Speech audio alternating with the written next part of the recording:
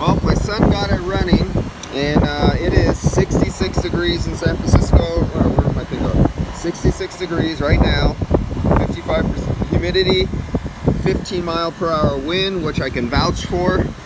And you might be able to hear the wind gusting in the microphone. So it's up and running now. This is simple as simple can be. I mean, check this out. A contactor and a capacitor. That is it. I'm sorry for the wind. There's nothing I can do about that. This is a nice breeze that's coming right off the ocean straight over this way, and it does that about 360 out of 365 days a year. So let's get back to this. Check this out. Okay, downstairs they have a wiring finesse, so you know they didn't use the correct colors on everything. Now I believe this is a ground right here, or it's supposed to be a neutral. The way they have this in the box, in the wiring box downstairs in the disconnect, what you notice for this one, there's no disconnect up here. They have a disconnect here. That's within code. That's nice. But the disconnect for this is downstairs. No good. They have a little piece of white tape right here as if this was a neutral. But the old unit was a 3-phase. There was no neutral. There was no need for a neutral. It should be green and have it ground. There is no ground on that. They have nowhere a ground anywhere. So a ground needs to be ran to this unit. And it's satisfied because it's in a room with no heat load on it. And I'll stay down here because if I stand up, the wind will hit me, and the wind is coming down here, and I think it might be better on the microphone. So remember, this is the cheapest of the cheap. You cannot buy a lower class condensing unit than a GoodMan. I can't believe how they can do anything cheaper than this. It probably cost them $250 to build this whole thing, if that. That would even be pushing it.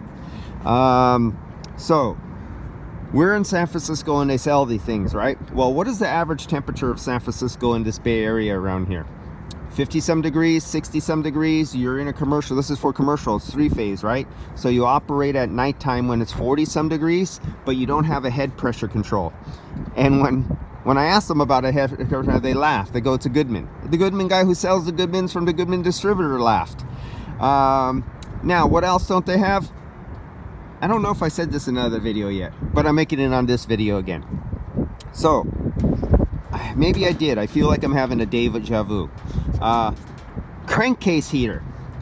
About every 10 to 12 years, San Francisco has a freeze where we go below 32 degrees. I mean, for San Francisco, it's really rare for us to go below 32 degrees.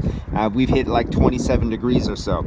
So, this will be a business where it's on a timer and it's off at the nighttime hours, but the inside of the room on the inside is roughly 70-75 degrees in the nighttime hours in the heated room downstairs, that when it doesn't need air conditioning for about 12 hours, and the compressor is up here in 30 or below 30 degree weather for only once a decade. But what's going to happen in that once a decade when it's sitting up here below 30 degrees and the room is 70-some degrees? Where does all that refrigerant down in the line set in the warm building and inside the evaporator go? It migrates to the coldest place. And where is that?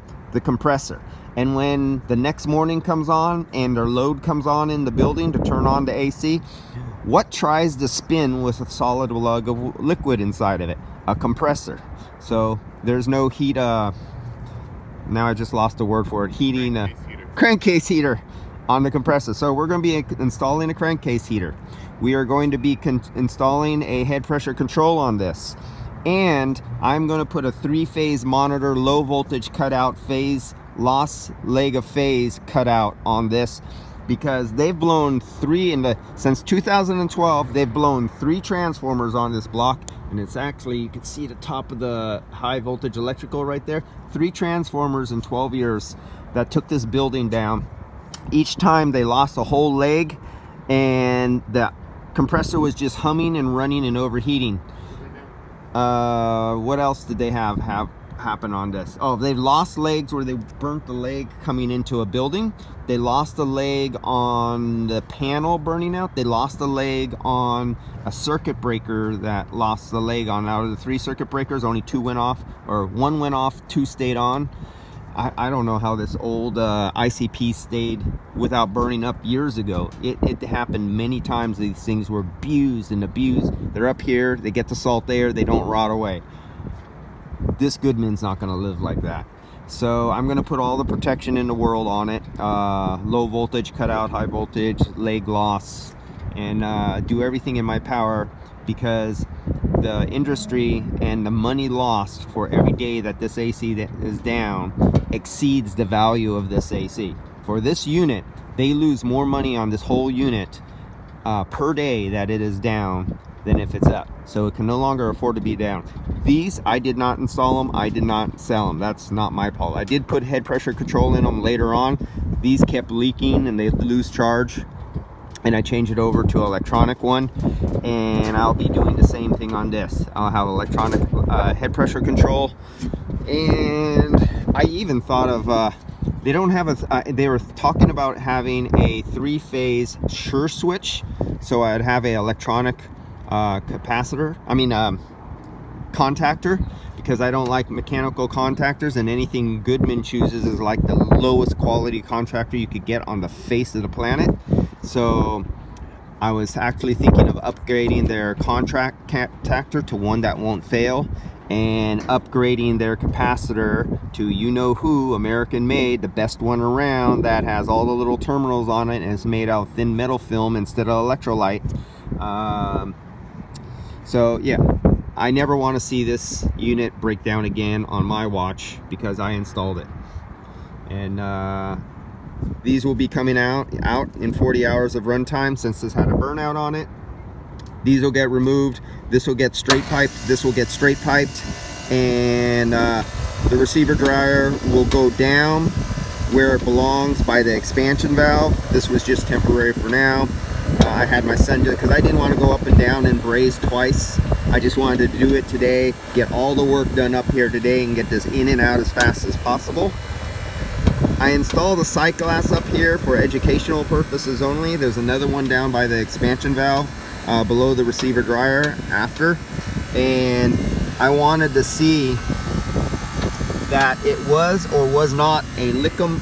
When I hook up my field piece gauges and I go to superheat and subcooling, and I see it's like 12 degrees of subcooling, and I should not see no bubbles inside here. It should be a solid column of liquid that builds up in your condenser to so high, you know, under theory, ideal laboratory conditions in the book, how they tell you. And so this was just my second line of defense of just experimenting for myself. And oh, I got the Minnesota, is it called the Minnesota True Flow Grid air measuring kit. I just ordered that from True Tech Tools, and I'll be using it on the system downstairs for measuring the airflow. I got Sensi Predict. Sensi Predict will be added to this unit, and so there'll be a Sensi Predict on the air handler and all the sensors in it on this system. So this is really going to get upgraded. He's going to have full control. He's going to have predictive capabilities of seeing if the capacitor is going bad, seeing if voltage is climbing, seeing if superheat is going out of whack by using Sensi Predict. And so that is also going on here.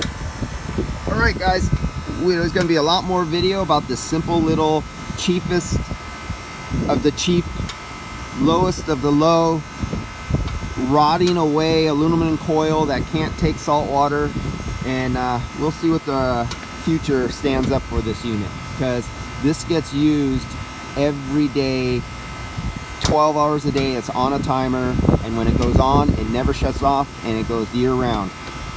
Catch you guys later.